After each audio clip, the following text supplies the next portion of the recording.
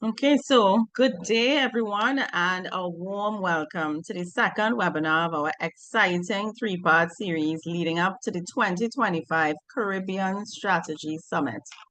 I'm honored to be here with you as the Managing Director of Strategy Plus Consulting, the esteemed host of this summit. Strategy Plus Consulting is a global technical partner of the Balanced Scorecard Institute based in the Caribbean. And today is a continuation of a journey that spanned three insightful webinars, each designated to enrich your understanding, spark innovative ideas, and prepare you for the grandeur of the summit itself. So we are thrilled to welcome participants not only from the Caribbean, but also from international locations today, showcasing the vast network and influence of our summit. During this webinar, we expect to dive deep into strategic concepts that will shape the future of business and governance in the Caribbean and beyond. So at the end of today's presentation, we will share some exciting details about the summit that you won't want to miss. So make sure to stick around after our presentation. Our presenter today is David Wilsey, who is a strategic planning and performance measurement specialist that works with organizations to improve strategic performance by helping them systematically design and execute strategy, increase employee focus on strategy and results, develop meaningful performance measurements and KPIs, and develop consensus around strategy.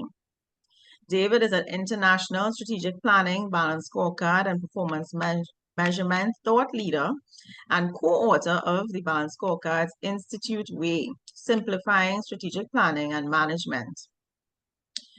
David has clients that include UNICEF, U.S. Border Patrol, Key Logic Systems, the Blue Man Group, Cisco, and many, many more. He has led numerous strategy management client engagements and has taught hundreds of participants over his many years at BSI, both public and client-side workshops. David is a Balanced Scorecard Master Professional and holds an MBA from North Carolina State University with a concentration in innovation management. So without further ado, it is my pleasure to hand over the next segment to David Wilsey, CEO at BSI. He brings a wealth of knowledge and experience, as I said earlier, and I'm confident that his insights today will significantly enrich our discourse today. David, the floor is yours. Very good. Thank you very much, Nichelle. I'm eager to be here. I'm glad we can talk about strategic agility. It's an issue that I think everybody is wrestling with. Everybody is always wrestling with, and see if there's any ways that we can approach this in a more systematic manner. Think about this as a system rather than just being smart. Some people think, oh, yeah, strategic agility is just about making smart decisions. And every time I see a strategy consultant talk about strategic agility, I see these logos. There's these same classic cases that everybody always likes to talk about. The blockbuster issue. We couldn't possibly imagine a world where we everybody streams the digital content that we do today. Or I'm not going to read through all these. The point is that these classic cases are examples where the world changed and what seemed to be a wildly successful company was not very good at adapting. BlackBerry. We're wildly successful at selling our devices to our corporate customers, and we really like that keyboard. And how is it that the world could shift and suddenly they're not at the top of the food chain anymore? I'm not going to promise that anything we teach you is would have saved these companies, but what we can teach you is a way to look at these examples and think about the common themes and see if there's a way to approach strategy management and the way we manage our organizations to avoid the complacency that led to some of these failures, or over the over attachment to our particular business model. We've been doing this the same way for 20 years. Why should we change? That is a mentality that all of us all of our organizations suffer through in one form or another. We're underestimating how much disruption could, in fact, upset the apple cart. It could, in fact, really have a problem with with your organization, or do we fail as an organization to experiment, try new things, and pivot if needed? Sometimes, sometimes I talk to leaders and they say, "Well, we can see it coming.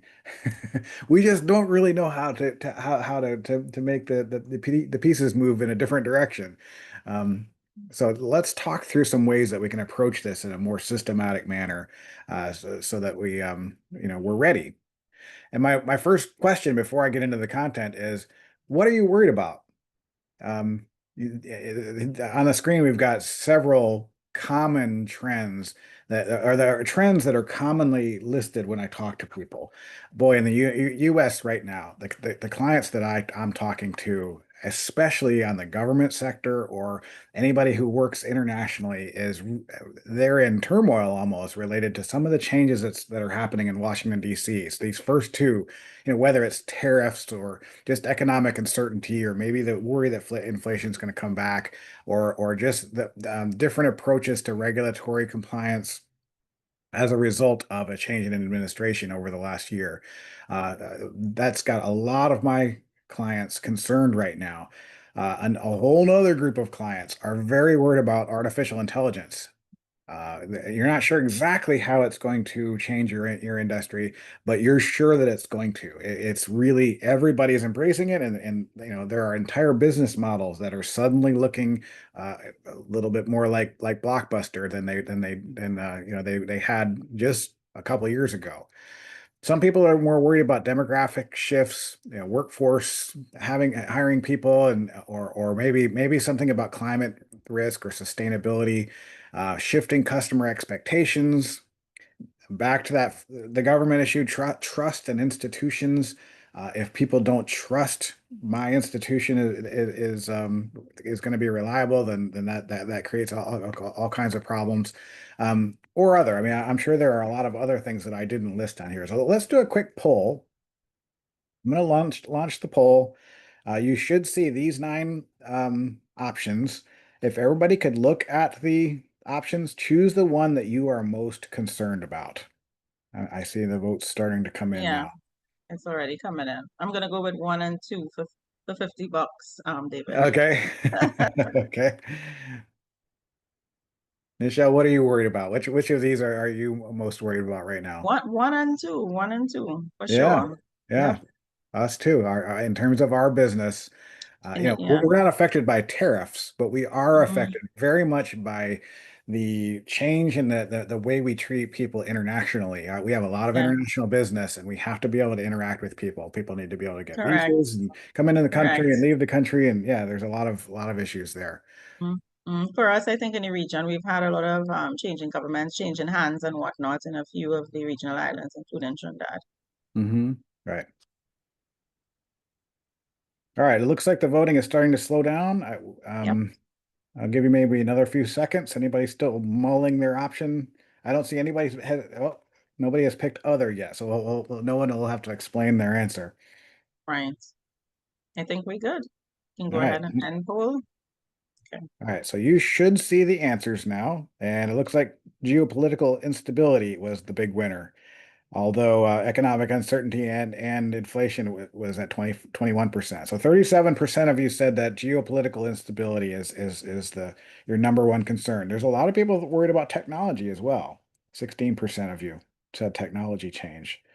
A couple people said regulatory compliance, a few said workforce, demographic changes, erosion of trust in institutions. Okay, that's going to be a problem. All right, so now that we've thought through what it is we're worried about, how do you approach it? What should you be doing to systematically approach the strategic agility? Strategic agility is what we're talking about. It's the ability as an organization to be able to detect an unforeseen change and adapt quickly. And we always like to talk about Jeff Bezos. He's really good at this. He thinks about this, or Amazon in general has been traditionally pretty good at this because he thinks that, well, If you're good at course correcting, being wrong is less costly than you think, whereas being slow is going to be expensive for sure. So that first of all, just approach it with that kind of a mentality where we want to realize that we're going to make mistakes, and mistakes are okay as long as we're doing something, we're trying things. We're also adapting the principles that you normally associate with agile. And this is something that you see in the product development world, maybe the software development world.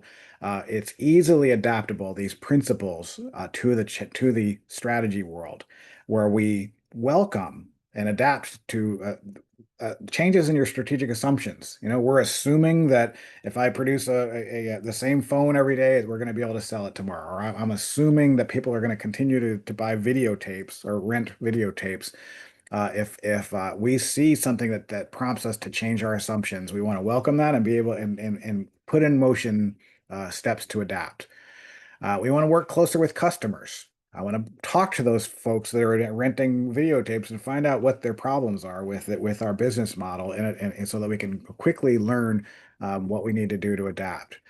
And then uh, you should be able to take long-term strategies and break them down into iterative, tangible progress elements that can be adapted. In other words, if we take step one, we can learn more about whether we're going in the right direction or not by thinking through the strategy at the end of each iterative step. And then finally, I'm going to talk a lot about making sure that we're enabling our employees or enabling individuals to be able to develop and implement these things without being told what to do in sort of a direct command and control kind of a sense. So those are the principles that we're going to be adapting. A few more principles, focusing on flexibility. In other words, the way we do this is we think about a high level strategic outcome, and we're going to anchor and try to keep people on track by focusing on that high level outcome, while at the same time being able to pivot and adapt at a tactical level. What are we going to do? What initiatives are we implementing? Those can be adapted while we keep our eye on the big picture. We also use measurement. Measurement is good for monitoring both the internal performance elements and in some cases the external risks that we're worried about. If I'm worried about um, economic stability or economic inflation, maybe I'm tracking those things as an indicator so that I know internally whether the things that I'm worried about are going to be something I need to adapt to or not. And then using that information to make better decisions in a more disciplined manner, balancing urgency with the what we need to get done now with the strategic clarity that's given to us by having these higher level outcomes that we're aiming for. And then finally, like I talked about earlier, being able to empower my employees to make decisions in a more strategic manner rather than trying to control them. So those are the kinds of principles we're going to focus on. This is a transition in terms of the way I think about planning. Okay. Planning is traditionally thought of as something you do once every 4 or 5 years. You create a 5-year plan and then you just work the plan over time.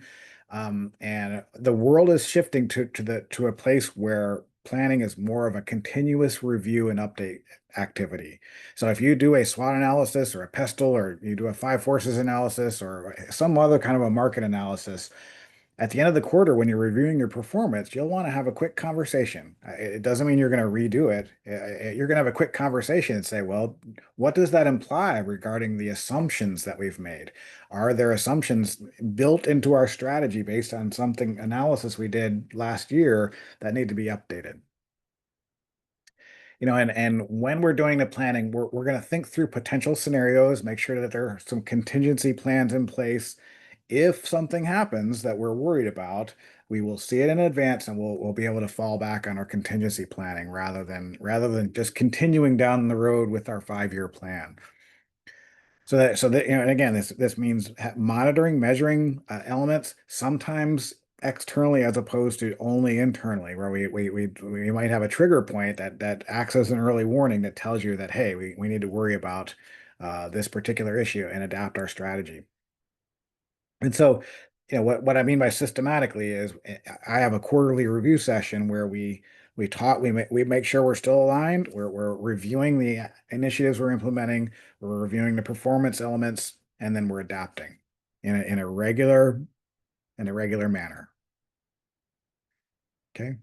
We're using dashboards as part of that review process.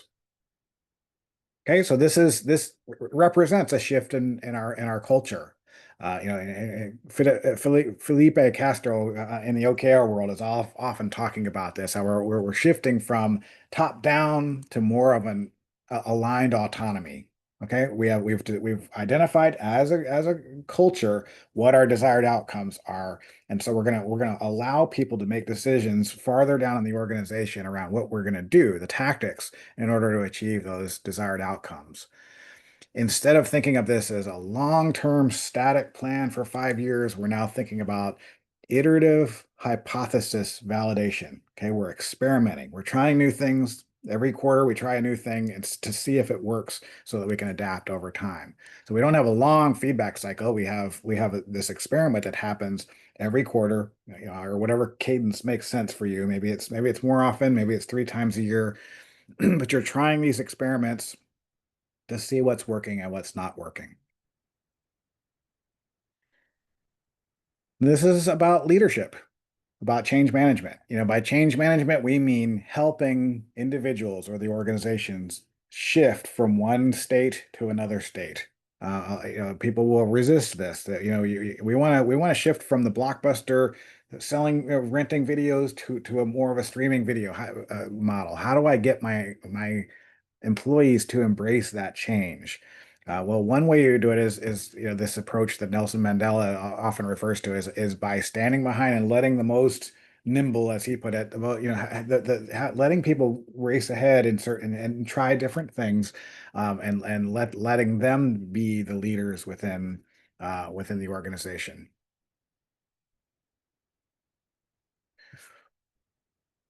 Okay, we're always thinking of this as not a top-down command and control structure, but a top-down um, strategic story. Okay, so in a high level sense, we talk about what our mission and vision is, and from there we design our strategy, and we say what is it we're trying to accomplish, and we let that drive objectives, which in turn drive the measures and actions. And so every quarter we have a review session that sort of works back the other way. We're talking about the measures that we're in. Are we achieving what we say we want to achieve?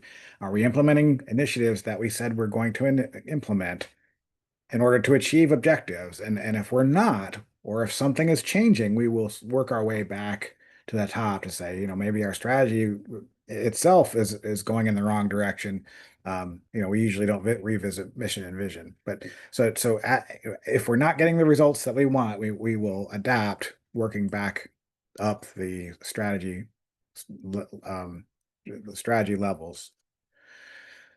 And this is my favorite slide. I always talk about this as the key part of any kind of management system, I think, is understanding and connecting the dots between what we're working on and what we're trying to achieve.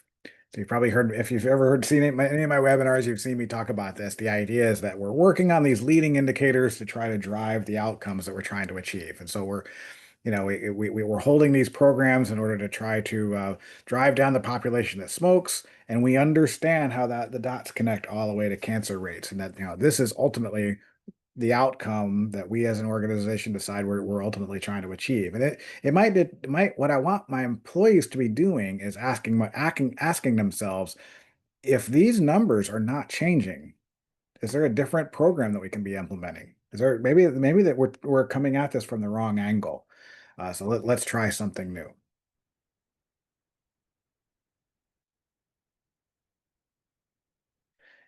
And then we want people to be able to visualize the connection between those elements that we just talked about. So we desire have a desired output of our desired result of high quality products delivered on time, profitably, and I have a series of elements throughout my strategy that I want to be able to connect dots both mentally and visually on a dashboard somewhere, so that I can see that hey, we're working on resourcing and production over here, and I have a whole nother team that's interacting with customers here, and then I have people that are delivering the product here, and then there's other people that are tracking satisfaction. Ideally, you'd be able to connect the dots between all these elements and ask yourself, is this actually happening or not? Do we have any assumptions built in here that are actually wrong? Every day I talk to clients that say, well, we've got all of our measurements here are in the green. All of our measurements in production are in the green, and our customer interaction is in the green. And yet we're not selling anything. The delivery is late, and our customers aren't happy, and we're not making any money. So there's obviously a disconnect in our story. The strategy that we decided, the cause and effect elements. Um, so they talk through then that story. Maybe efficiency and timeliness here doesn't translate into on-time delivery. Why is that? Let's talk through that. Why is there a disconnect there? It's easy to imagine there could be if you're focused entirely over here and you're not. Maybe it's just as simple as you don't have the right um, delivery mechanisms or something, or the right drivers or something. Anyway, the point is connect the dots, visualize it, talk about it on a regular basis. This is all about feeding that conversation on a regular basis so that you can adapt over time. And then our favorite picture of strategy is this one-page strategic plan where you've got high level elements at the top. You have a story here, which we tell using a strategy map because most people are visual, and it shows the cause and effect relationship between the various objectives. You've got measures, or maybe you're using OKRs and you call these key results. You've got initiatives. And so it's all on one page. And I can, as an organization, ask myself, is the story actually playing out the way I think it was? We've got measurements down here that's telling us that we're delivering better services. Are we getting better outcomes? We have measurements that tell us that our marketing efforts are going really well. Is it working? Does anybody actually have awareness of our programs and services? Is quality of life improving or not? So if there's a disconnect between these, a regular reporting process will help surface the issues related to those disconnects. Okay, and that brings us to our performance review process. Okay, so hopefully every organization has some sort of a quarterly review process where you use a framework like the MPRA model. MPRA framework is what we use in our performance measurement development. And sure, the development process along the bottom here is what you do at the beginning. But I think the magic of the process is on a regular basis saying, what are we trying to achieve in terms of targets? Can we implement some actions or initiatives to make it happen? Can we collect and visualize performance, draw conclusions, and then adapt? So if we get to the end of the quarter and we say, hey, we're doing everything right, we're BlackBerry, we're doing everything right, and yet we're losing money, for some reason. Do I need to go back to my strategy, the strategic intent, and ask myself, did we get something wrong on the strategy side? And so, this process has a baked in step of going back and adapting, making sure that we're asking the right questions at the right time, based on data. It's not just whoever has the loudest voice in the room. It's based on the data that we're tracking, that's telling us whether or not we're implementing strategy well or not. Okay, so a continuous improvement cycle, it repeats every period. Okay, so we start by talking through what success looks like. A lot of our clients, wrestle with this at the beginning. Can we just agree on what some good measurements would be? What are some logical targets and thresholds?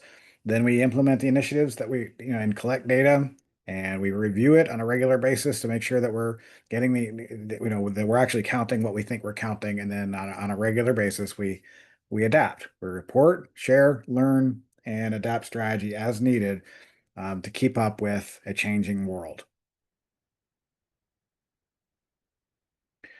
It's also helpful to see a roadmap in terms of the global picture of how we're implementing strategy. Again, making this more visual is almost always better than simply listing all the things that we're going to do, all the actions we're going to take. Okay, so having a picture like this that says here's our baseline is 70% in terms of livability. Again, this is the generic city that I showed you the one-page plan on. The baseline is 70, and we're going to reach 80% hopefully by the third quarter of 2022. We're going to reach 85 by the third quarter of 2023, and so forth. Um, we've got per capita income, again, another pathway from where we where we currently stand and to where we're aiming for. We've got some major initiatives that we're implementing over time, and I want to be able to visualize when those things happen so that people can connect the dots between this green space program and the livability satisfaction. And because our hypothesis is that that green space program is going to drive that improvement. And if it's not happening as a result, then we know there's something else that we need to try. Then the other thing that we want to talk about is risk. As we're implementing strategy, we always want to make sure we identify and monitor risk. So if we're implementing a high-level strategy, there might be risk related to our growth strategy. If we're implementing a new web design initiative, maybe there's risk tied to that particular initiative. If we're trying to improve the customer experience as an objective, maybe there's risk related to that, or if even down in the bowels of the organization, we cascade into the IT department, and they're working with the finance team to automate the billing system. That's an initiative that might have a lot of risk tied to it. Maybe they implement the new system, and 25% of the clients suddenly aren't paying their bills because they didn't make the transition right. So we want to always make sure we identify potential risk, and we put measurements in place to make sure that it tells us whether or not we need to worry about this or not. Okay. An example, this restaurant is putting in a new restaurant in a new urban development shopping area. There's a risk that this new urban development area is going to actually be delayed. We don't know. And so I might actually have an external measurement that has nothing to do with my performance, but it has to do with the opening schedule variance related to other businesses in the shopping area.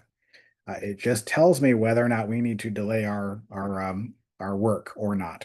So again, I'm not even measuring my own performance. It's just a risk indicator that tells me whether I need to be able to adapt my strategy and focus on another location. All right. Again, I keep coming back to the same word, systematic. This is about thinking of this as a system. It's not one thing. It's not just one thing. It's not just about clarifying vision and strategy, and it's not just about creating alignment.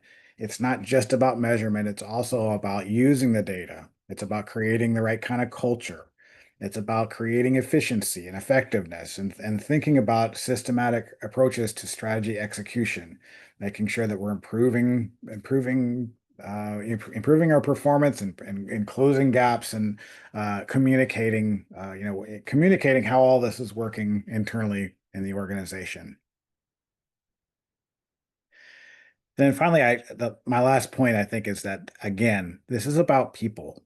It's not just about the system. The system is the structure that we use to do this, but it's really about getting people in a room talking about how we're reacting to the changes in the world.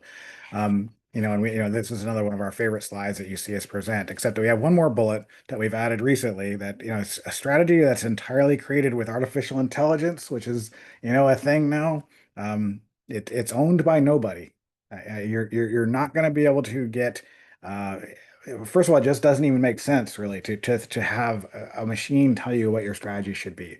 You can use it as a tool. We can talk about that separately, but the idea of creating consensus around strategy just requires conversation between people. Um, Similarly, you don't want to send a small team off to create all of this. When you're done, the exclusive team will own the strategy, and nobody else in the organization is really going to embrace it. You don't want to hire a consultant like me to come in or Nichelle to come in and create the strategy for you. That's not going to work. When Nichelle leaves, and the strategy will leave with the consultant. What you do want, though, is to put a cross-functional team together and let them hash out what this looks like, and let them figure out what is the right approach to managing our agility and making sure that we're reacting to changes in the market. And then I have to come back to our frameworks. We have a framework for each of these areas. I talked briefly about the measure, perform, review, adapt framework for measurement development. Almost everything that we do is organized around our 9 steps to success. And so that, this framework is really just step 5 broken into more detail. We typically start with organizations with a performance and strategy maturity assessment. That this is a full assessment of where do you currently stand, what are you good at, what are you not so good at, and then after we implement everything, we come back with a strategy execution accelerator framework that helps an organization with implementation of strategy and with that performance review element that I've talked about quite a bit. All right, Nichelle, I think that's about it. That's all I know. Um, if anybody has any I questions, highly, if anybody I has any, highly doubt that, David. I'm sure there's more where that came from. Yeah. So let me just peep in to see what we have in our Q&A. I guess we have a shy group. Guys, please feel free to type into the Q&A whatever questions or queries you may have. Just quickly. I'm going to try to do a 5-10 minutes on that. Please use the opportunity to ask or relay anything you'd like to David at this time, now that we close. there was a question earlier that came in before the session about change in a large organization in a competitive environment. Um, I think that any organization can benefit from a more systematic manner, but the larger you are, the more critical it is that you manage it in a disciplined manner, that you have, especially from a communication standpoint. The larger the organization, the more likely it is that the left hand doesn't know what the right hand is doing, and you have all these moving pieces. And so if you're a blockbuster and you're trying to implement a completely new strategy, you have to be very, very disciplined about um, communicating what we're trying to accomplish and why. What is the story behind our new strategy and how are we going to roll it out? Make sure that you communicate. People will respond if they get it. They get what you're trying to do. They will respond to that communication about here is what we're going to do. Here are our new objectives. Here are the initiatives that we're implementing, and here's why we're going to do it. Here's how we're going to maintain what we're going to do. What's currently a success, but we're not going to rely on it anymore. And then maybe if it makes sense, cascade those objectives down into the various departments so that everybody can put it in their own words. Again, I think cascading has gotten sort of in the OKR world is sort of frowned upon to cascade, but what cascading means is giving people a chance to translate the new strategy into their own department language. I want to understand if we're going to go into a whole new world. I want to understand what my HR department needs to do to support that strategy, and you don't have to wait, a year for the cascading to work. You can be having an ongoing conversation at the HR department. Anyway, I think let me know if you have any other questions, reach out to me. I'd be happy to talk more about large organizations. There is a question from Norda about Porter's 5 forces. Expound on it. Not familiar. Yeah, I referenced that in one of my slides. Porter's 5 forces is a framework for assessing the strategic nature of an industry. Okay, so I want to know. I've got a new. I'm going to go into the industry. I'm going to build a new burger industry. Or build burger joint.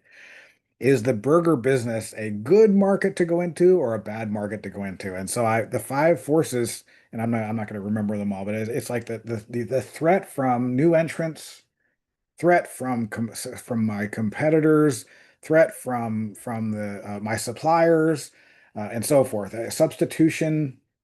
And so the idea is that as a team, we assess the threat from each of those different areas. And so that I can determine that, hey, I think our burger business is going to be successful because it's my the suppliers can't bargain me down or not. Um, it's a way for every organization to think about their own market.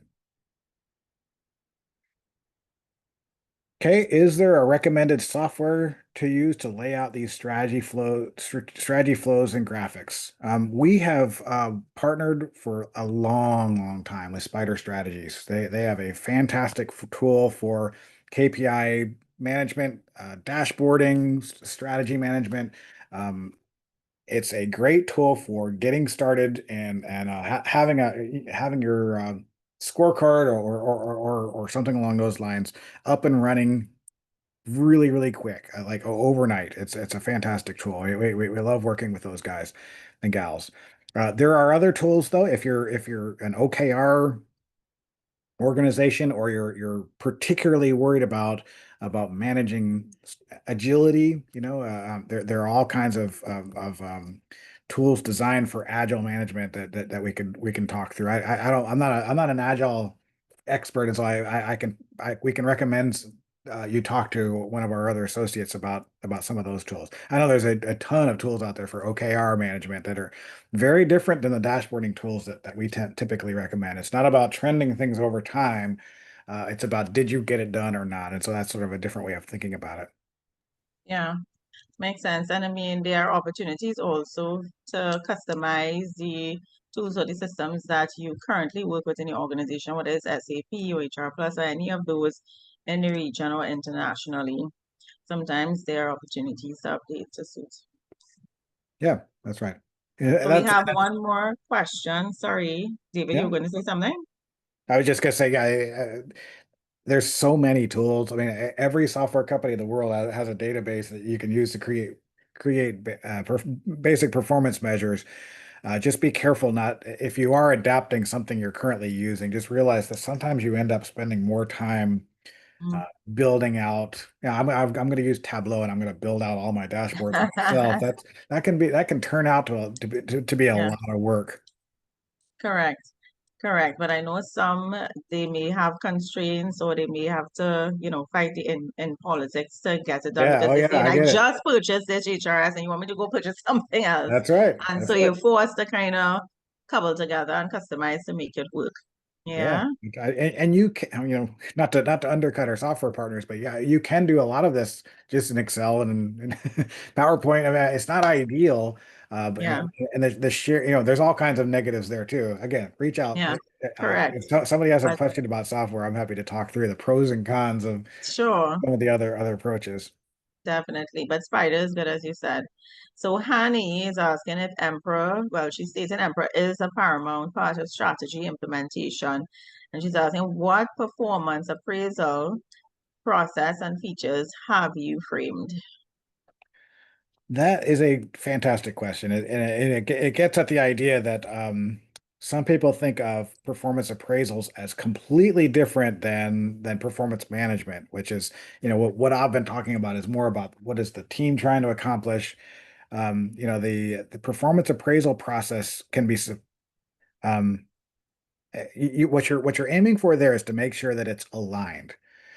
So I try to not tell the HR folks, I try not to tell the HR folks what they absolutely have to do. They have to go in and completely change the appraisal process to make it look like balanced scorecard or look like the framework I'm talking about.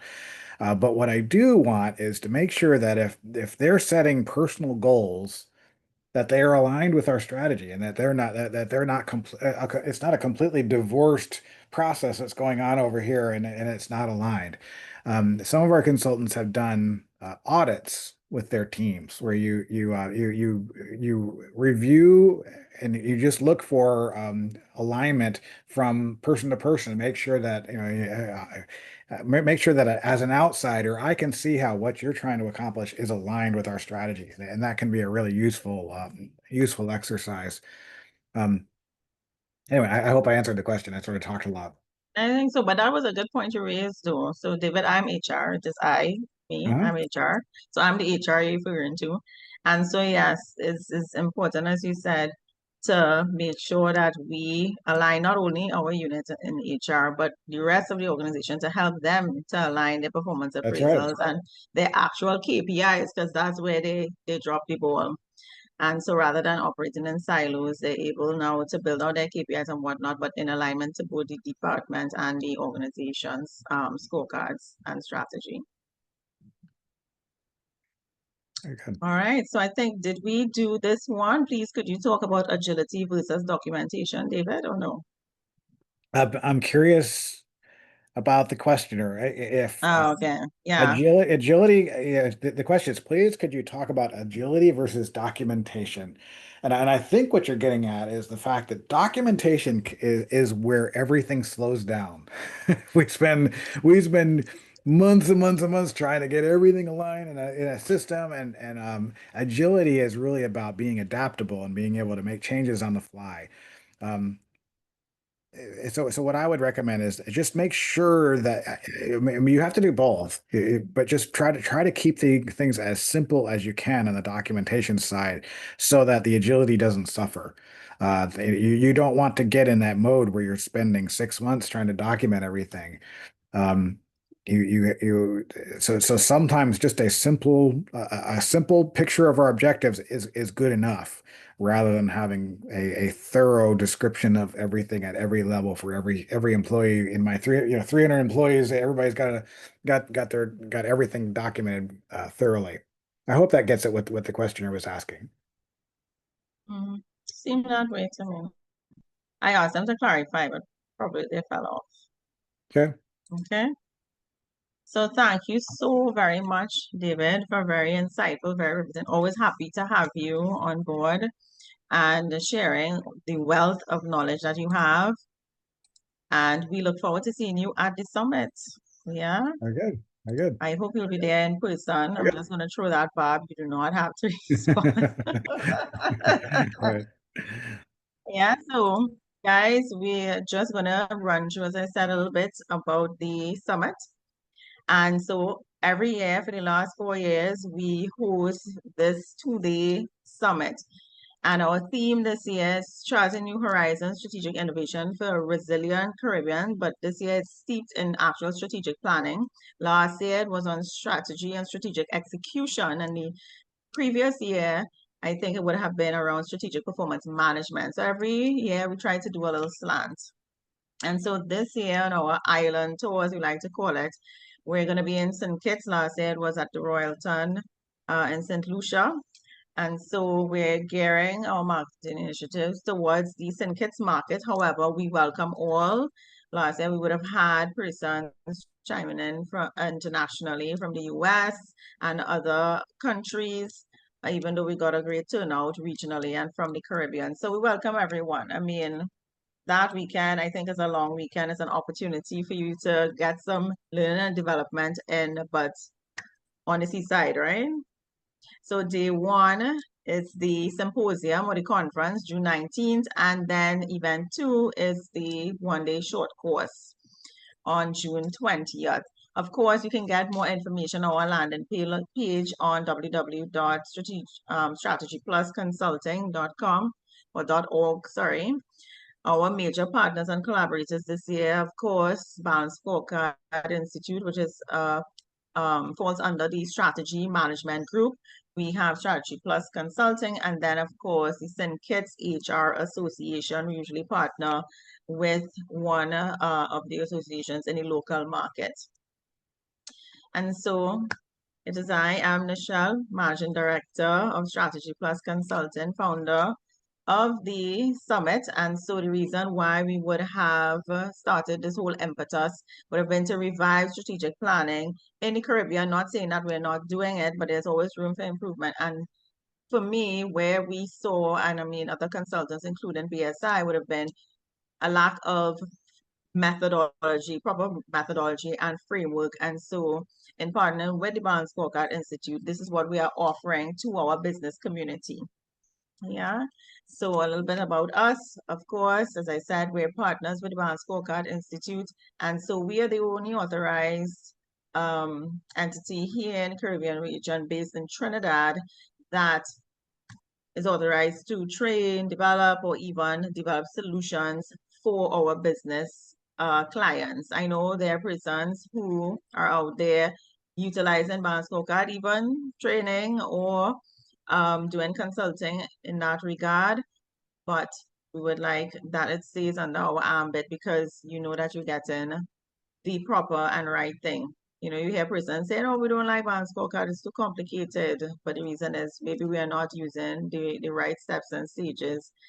And what I'm referring to is our 9-step methodology and framework. Some of our clients across the region, in case you haven't heard about us, at least you would know our clients.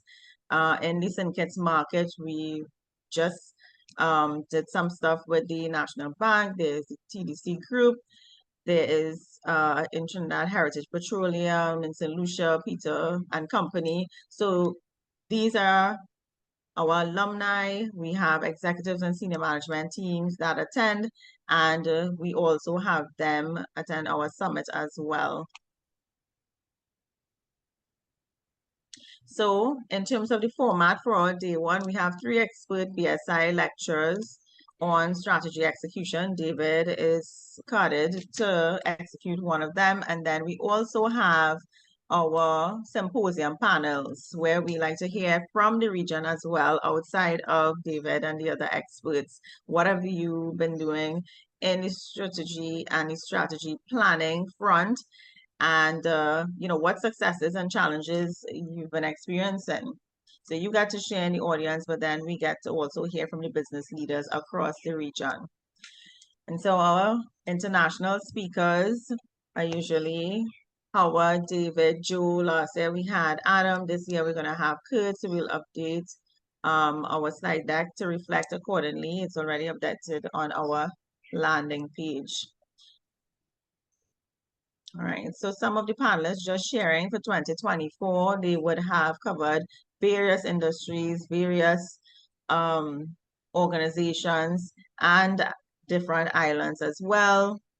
As you can see, Airport Authority, telecommunications, the electricity services, we had banks, and even the judiciary here in Jamaica. 2023, same thing across islands and industries. Some faces might be familiar to you. All right. So for day 2, we have our strategic planning essentials, short course, and of course, our one-day courses are usually very interactive, designed to help you and your team in developing and coming up with some tools and tips and tricks as to how to go about your strategic planning process. As I said last year, it was more focused around execution. And so the emphasis is on shared participant experiences, lessons learned, best practices. And of course, we try for at least 1 or 2 applied exercises just to reinforce what you've learned. Okay. So who should attend? You're wondering if you should attend. CEOs, MDs, directors, VPs, ministers, permanent secretaries. So whether you're in corporate or whether you're in the government sector, we welcome you. And of course, strategy is everyone's business. So whether you're in the C-suite at executive level, or you might be a senior professional at a lower level, but being groomed for management, or you might be in management, but you'd like to improve your competence in the area of strategic planning, then the summit is for you. So we encourage you to register now, today, if you have to. We are just shy of 3 weeks, so we'll be looking out for your registration. If you have any questions, please feel free to reach out. This slide actually talks about our last webinar. That's going to be June 11th. If we do have any changes, of course, you will get an email from the Balance Scorecard Institute from our marketing director, Candice. So look out for any updates in that regard. Yeah, so if you missed the first one, or you have colleagues that didn't make it to this one, there's one more to go. So thank you again, and we look forward to seeing you at our third and final webinar in our webinar series. And the actual summit in St. Kitts. Have a good one. Thank you again, David. Thanks, Candice. Thank you, Nichelle.